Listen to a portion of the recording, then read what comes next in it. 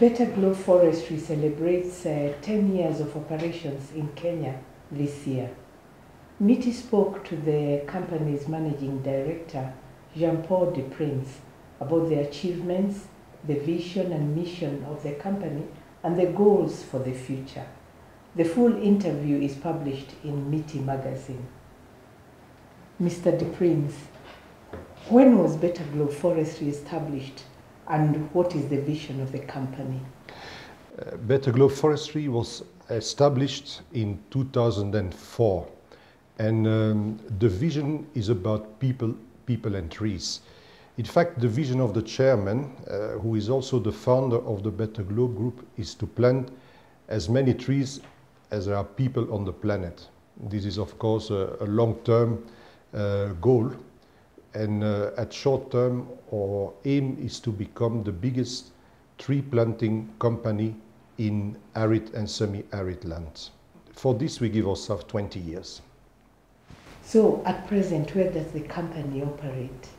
We have initiated 3 projects in the Kenyan Azales, and projects are large-scale afforestation, but we will definitely expand our field to the other East African countries. What species have you planted, or do you plan to plant, and why did you choose this particular species? We have specialized in planting Melia volkensi, known as muka in the local language. It's a drought-resistant hardwood from the mahogany family that matures in less than 20 years. It also allows us to give good returns to the people and who buy the trees up front. We believe that the massive poaching of hardwoods in countries like the DRC will come to an end due to logistical and political realities. That is when Better Globe Forestry needs to be ready with its large-scale muka plantations. In addition, we are doing preliminary studies for planting Acacia Senegal and Acacia Seal on a large scale. These acacias produce gum arabic, and it will help us to cover the short-term payback to the people who invest in the trees planted in East Africa, as we wait to generate returns from the processing of the hardwood Melia. We have also set up large-scale mango plantations.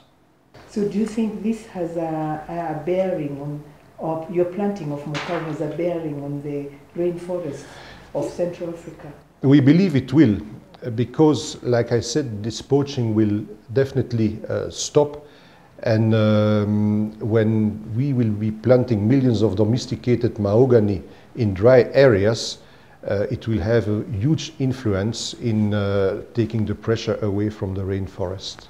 What would you say have been the achievements of the company in the last 10 years? Well, the biggest achievement is that we still exist after 10 years, because we are pioneering large-scale afforestation in Azal, and the main species that we plant requires a lot of research.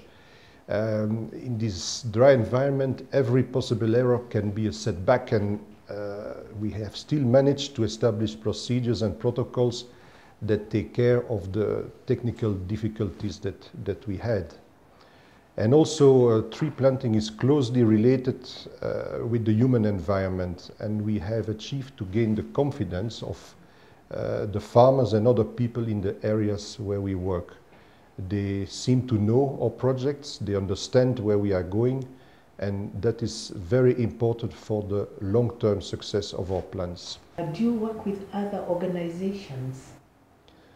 Yes, well, there I have to very specifically also mention Miti magazine, through which we have reached thousands of people in different countries, and we made them realize that tree planting is also good business. But this we would never have achieved. We would never have achieved this educational goal without the great support from other organizations like the Kenya Forestry Institute, the Kenya Forestry Research Institute, ICRAF, World Agroforestry Center, and University of Nairobi, also SPGS in Uganda. And we have working memorandum of understandings with all these organizations. Right. You're also involved in microfinance. Could you please explain how this works?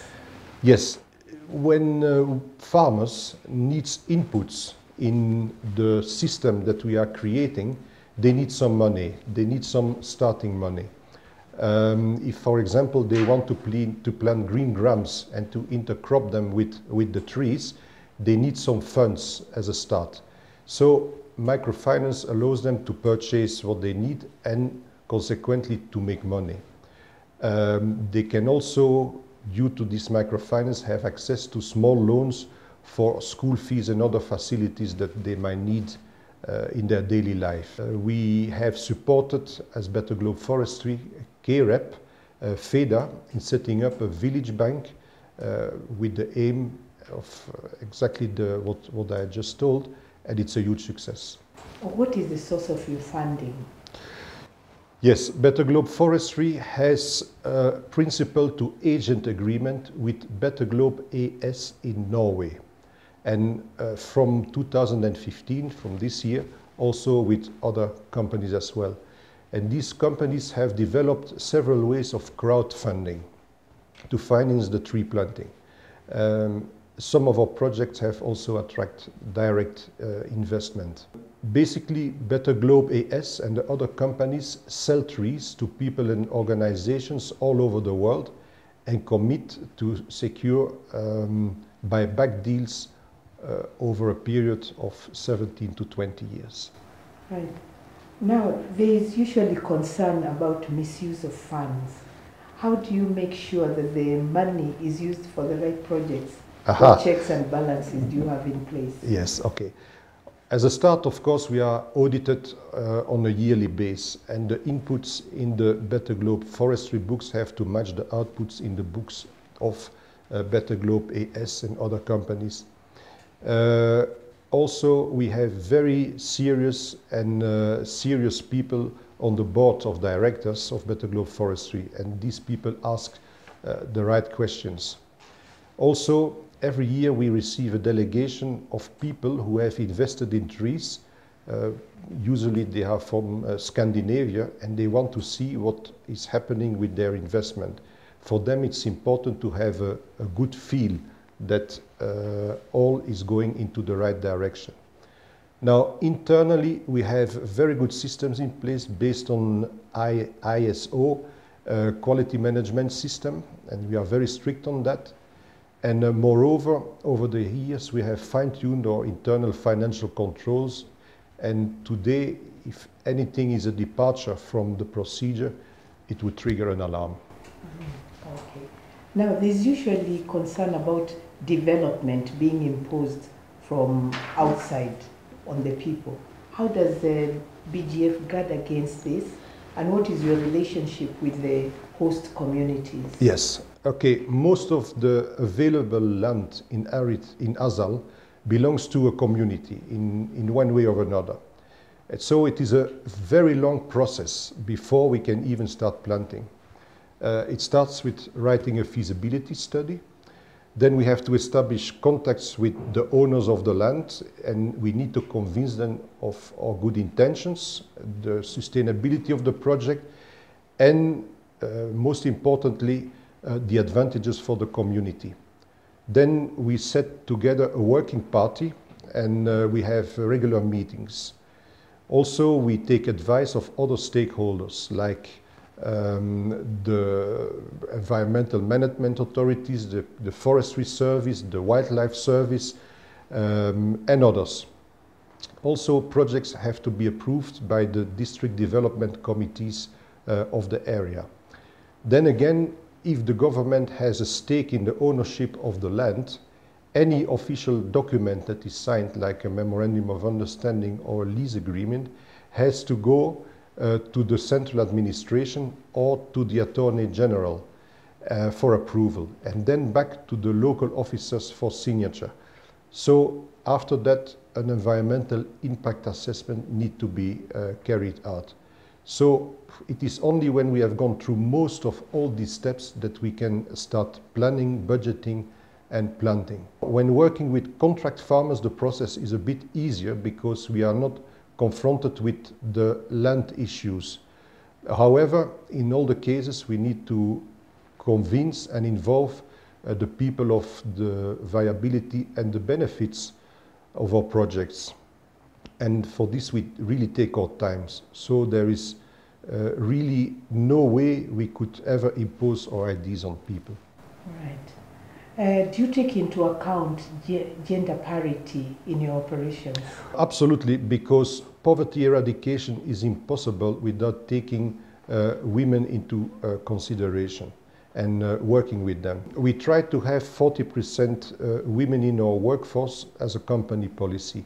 However, it's not always possible because women have many tasks at home and they are not always available for tasks outside.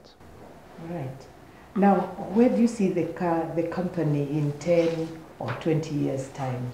Well, we will definitely be the biggest afforestation company in Azal, in arid and semi-arid land, and an authority for that matter. 20 years is not long in matters of afforestation, and by then our main concern will be the processing of the wood and to have this done the right way. We also need to prepare ourselves to supply the overseas market with our finished product. And then, of course, for this we will need to prepare a new generation of managers that will take over from us, the old guard. Thank you very much, Mr. Deprins. I wish you all the best. Thank you. Thank you.